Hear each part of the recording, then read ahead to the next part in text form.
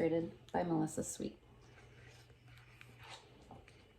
Every movement has a meaning of its own. Tony Sarg. From the time he was a little boy, Tony Sarg loved to figure out how to make things move. He once said he became a marionette man when he was only 6 years old. His father asked him to feed their chickens at 6:30 in the morning, every day. Tony had an idea. What if he could feed the chickens without leaving his bed? He rigged up some pulleys and ran rope from the chicken coop to his bedroom window. That night, he spread chicken feed outside the chicken door. The next morning, Tony pulled on the rope and the door to the chicken coop opened. The chickens ate their breakfast and Tony stayed snug in his bed.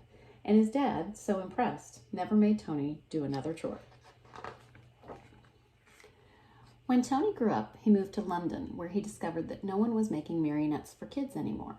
So out of wood, cloth, and strings, Tony began to make puppets. He figured out ways to make his marionettes' movement so lifelike that they performed as if they were real actors.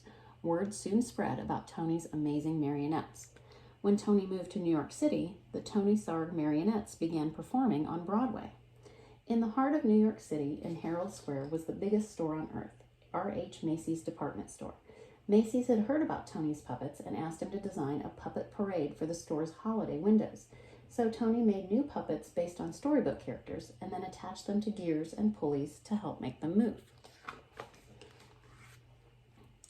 In Macy's Wondertown windows, Tony's mechanical marionettes danced across the stage as if by magic. All day long, they performed to shoppers jostling for a better look. But Macy's had an even bigger job in store for Tony. Many of the people working at Macy's were immigrants, and as the holidays approached, they missed their own holiday traditions of music and dancing in the streets. Macy's agreed to put on a parade for their employees, and they hired Tony to help. Tony, too, was an immigrant, so he loved the idea of creating a parade based on street carnivals from all over the world. He made costumes and built horse-drawn floats, and Macy's even arranged to bring in bears, elephants, and camels from Central Park Zoo. The animals joined hundreds of Macy's employees on Thanksgiving Day, 1924, winding their way through Harlem and all the way to Herald Square. It was a dazzling parade. In fact, Macy's first parade was such a success they decided to have one every year on Thanksgiving Day to celebrate America's own holiday. Each year, the parade grew, but when Macy's brought in lions and tigers, in addition to the bears, elephants, and camels, the animals roared and growled and frightened the children. Tony, can you think of something spectacular? Okay. Macy's asked Tony to replace the animals. Tony hoped to replace the animals with some kind of puppets, but his marionettes were less than 3 feet tall. He would have to make much larger puppets in order for them to be seen in the parade. And how could he make them strong enough to hold up in bad weather, yet light enough to move up and down the streets? Tony knew of a company in Ohio that made blimps out of rubber, the perfect material for any weather. When he called the company and showed them his sketches, they agreed to make what Tony wanted. Still, how would Tony make his big puppets move? Then Tony had an idea from an Indonesian rod puppet in his toy collection. On Thanksgiving Day, Tony's creatures, some as high as 16 feet, spilled into the streets, and the crowds cheered wildly. Part puppet, part balloon, the air-filled rubber bags wobbled down the avenues, propped up by wooden sticks.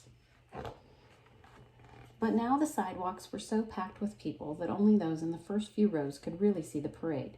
Tony realized his puppets would have to be even bigger and higher off the ground. And though the sticks helped to steer the puppets, they were stiff and heavy. Tony wanted his balloons to articulate, to move and gesture, more like puppets. But how? With a marionette, the controls were above and the puppets hung down. But what if the controls were below and the puppets could rise up? During the next year, Tony set his new idea into motion. This time, he asked the company in Ohio to make the balloons out of rubberized silk, as strong as rubber, but lighter than rubber alone. Most important, Tony ordered the balloons to be filled not with just air, but with helium too. Since helium is lighter than air, it would make the balloons rise. Once the puppets were completed, they were deflated and then shipped back to Tony in New York. Tony didn't know if everything would go as planned. It was still dark on Thanksgiving morning when Tony filled the balloons with helium, tethering them down with sandbags. By 1 p.m., the sidewalks were packed with people ready for the parade. Then, one by one, Tony cut the lines to the sandbags.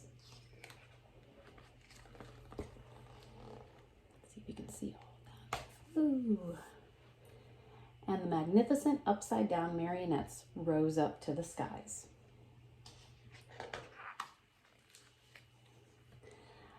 Nodding and waving to the crowds below, they sailed past Central Park. They sallied down Broadway. They shimmied and swayed through the canyons of New York City. High above the crowds, they flounced in the afternoon wind, pulling the rope handlers this way and that. Yet with every heave-ho, the balloons gestured and articulated like wild puppets, and the crowd screamed for more. After the balloons were eased under the L, they ended in front of Macy's at Tony's Wondertown windows. And from that day on, every Thanksgiving morning, crowds have lined the sidewalks of New York City to see what new balloons would rise to the skies for Macy's famous parade. Tony Sarr, the puppeteer who loved to figure out how to make things move,